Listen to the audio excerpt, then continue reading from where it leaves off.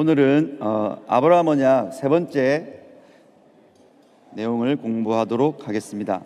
우리가 첫 번째 시간에는 아브라함 언약의 배경에 대해서 공부했고 또 지난주에는 아브라함 언약의 첫 번째 약속인 그 땅에 대해서 함께 공부해 보았습니다. 오늘은 하나님이 아브라함에게 주신 두 번째 약속으로 창세기 12장 2절에 나와 있는 큰 민족에 대해서 함께 언약적인 어떤 배경 속에서 이 2절을 한번 공부해 보도록 하겠습니다.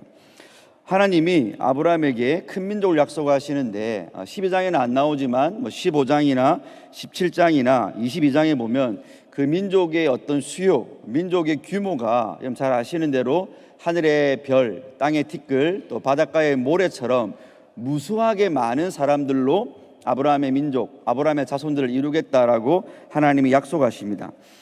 근데 여러분, 우리가 언약을 계속 공부하면서 아시겠지만 이 언약이라는 것이 갑자기 툭 어떤 진공 상태에서 나오는 게 아니고 앞에 하나님이 약속하신 다른 언약들과 관계를 맺고 있고, 그런 의미에서 우리가 언약을 공부한다는 것은 이 언약이 나와 있는 본문의 앞과 뒤의 본문을 함께 살펴본다는 그런 의미가 있습니다. 그래서 우리가 땅도 마찬가지였죠. 그 땅을 우리가 공부할 때 앞에 에덴 동산이 약속된 땅이었고, 그게 이제 가나안과 사열과 새 땅으로 갔던 것처럼 이 큰 민족도 하나님이 갑자기 아브라함에게 내가 줄게, 민족을 줄게 말씀하신 게 아닙니다. 우리가 창세기 1장으로 앞으로 쭉 가보시면 하나님께서 아담과 하와에게 그들을 짓고 나서 창세기 1장 28절 26절에서 말씀하신 게 생육하고 번성해서 땅에 충만하라고 말씀하셨습니다. 그러니까 이미 아담에게도 하나님께서 온 세상을 덮을 정도로 많은 민족을 약속하신 것입니다. 그리고 그것이 그 첫 번째 약속이었고, 두 번째 이제 와보면 노아에게도 똑같이 나오는 거죠. 노아에게도 생육하고 번성해라. 그러니까 첫 창조 때 아담에게 말씀하셨고, 첫 창조가 죄로 말미암아 실패하고 하나님이 그걸 물로 다시 덮었다가 재창조를 말씀하실 때도 노아에게도 똑같은 약속을 해주신 것을 보게 됩니다. 그렇다면 그 언약이 이렇게 일관성 있게 유지가 된다는 것은 노아와 아담에게 말씀하신 그게 아브라함에게까지 연속성 있게 된다는 거겠죠, 여러분. 그래서 똑같은 그런 언약의 약속이 생육하고 번성한다는 것이 이제 다르게 큰 민족을 주겠다라는 것으로 어떤 그 표현만 달라졌지 그 내용은 많은 민족을 허락하시는 것은 똑같습니다. 그래서 22페이지 표를 보시면 노아에게 민족을 약속하시는 것과 아브라함에게 약속하시는 그 8장 15절 20절 12장 1절 7절이 너무나 이렇게 유사한 구조, 유사한 내용을 띠고 있는 걸 보게 됩니다. 그러니까 성경의 이런 어떤 구조적인 부분들도 하나님의 영감 아래 똑같은 내용을 주시면서 이런 구조도 이렇게 판박이처럼 하나님께서 형성해 놓았음을 저와 여러분들이 보게 됩니다. 근데 이건 나중에 아브라함 이후에 출애굽기에서도 마찬가지입니다. 출애굽기에서 더 노골적으로 그들이 도무지 늘어날 수 없는, 생육하고 중다하게 번성할 수 없는 애굽의 노예 상태였고, 거기다가 바로라는 왕이 2살 이하의 아이들은 다 죽이려고 노골적으로 아이를 못 놓고 민족이 못 되도록 방해를 하는데도 이스라엘이 어떻게 됩니까, 여러분? 그들이 못 막는 거죠. 그게 바로 1장 7절 출애굽기에 생육하고 불어나고 번성하고 온 땅에 가득했다. 가득하지는 않았을 것입니다. 근데 성경이 이런 표현을 쓸 때는 이게 언약적인 약속의 성취랑을 보여주는 거죠. 세상이 제 아무리, 그 배후에 있는 마귀가 제 아무리 하나님의 언약을 막으려고 해도 하나님의 언약은 유유하게 그리고 도도하게 흘러가고 있음을 보여주는 것입니다. 이게 나중에 통일왕국 시대도 마찬가지입니다. 솔로몬 때도 하나님이 유다와 이스라엘의 인구가 바닷가에 모래같이 되고, 이런 표현들 여러분 그렇게 많지 않았을 것입니다. 그 솔로몬 때에도 다른 제국들도 있었을 것입니다. 근데 굳이 이렇게 바닷가의 모래처럼 많아졌다, 통일왕국 때 이스라엘 사람들이, 그건 바로 앞에 했던 언약의 단어들을 갖고 와가지고 이스라엘이 통일왕국 때 사람이 많아진 것도 우연이 된 게 아니고 하나님의 언약의 성취라는 걸 보여주는 겁니다. 그리고 계시록에 우리가 이제 가보면 셀 수 없는 무리가 동료나무 가지를 들고 의의 흰옷을 입고 하나님을 찬양하는 것, 그러니까 하나님의 도성에서 셀 수 없는 무리가 완성이 되어 있는 거죠, 여러분. 이게 언약의 성취, 계시록에서 완벽하게 드러나고 있는 것입니다.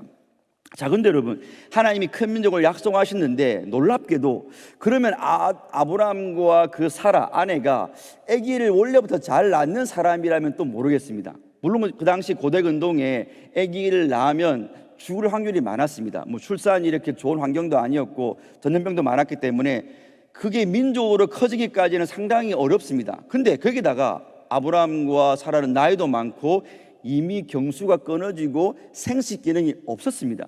근데 하나님이 그런 자들에게 큰 민족을 주십니다. 그리고 아브라함의 아들이었던 이삭과 야곱, 그들의 직계 가족들도 보면 그 아내들도 마찬가지로 아이를 낳을 수 없는 처지입니다. 이건 우리에게 명백한 거죠.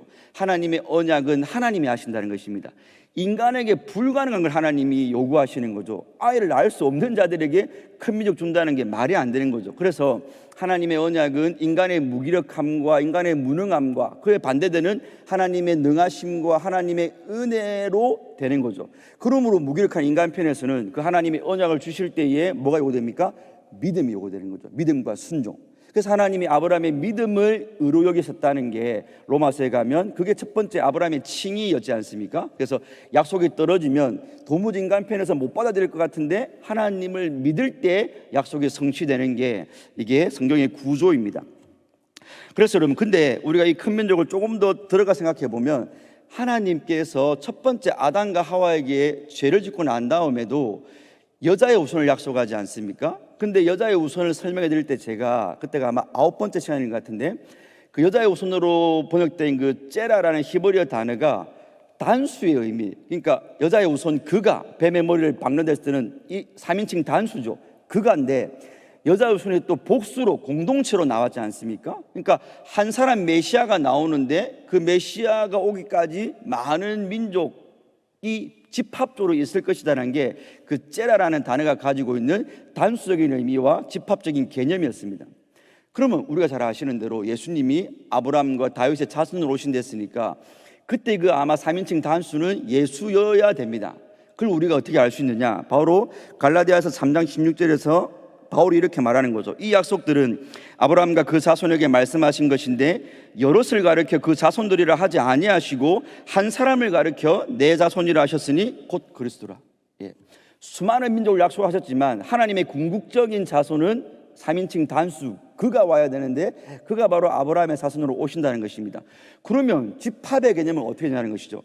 한 사람이 예수를 알겠는데 예수님 한 분에 대한 예언이라면 왜 또 복수로 말을 했냐는 겁니다. 그건 바로 예수 안에서 모든 택자가 들어가 있기 때문에, 저와 여러분들이 그 안에 들어가 있기 때문에 그 자손이라는 단어가 단수일 수도 있고 집합적 개념이 될 수도 있습니다. 그러므로 저와 여러분들은 아브라함 언약의 성취이신 예수 그리스도 한 자손이신 그분으로 말미암아 우리는 하늘의 도성도 얻게 되는 것이고 하나님의 나라의 백성도 되는 큰 민족이 저와 여러분이 된 것이죠. 바로 이게 아브라함 언약의 두 번째 의미입니다. 그래서 여러분 함상해 보시면 지난 시간에 땅도 보시면 이게 계시의 점진성 속에서 땅을 약속하신 게 가나안 땅으로 한번 성취가 되고 궁극적으로는 하늘과 새 땅에 하나님의 도성으로 성취가 되고 이 자손도 마찬가지죠. 많은 자손이 이스라엘 민족으로 성취가 됐다가 나중에 신약에 와보면 단순하게 백성이 아니고 하나님의 아들, 딸로 변해있습니다. 여러분,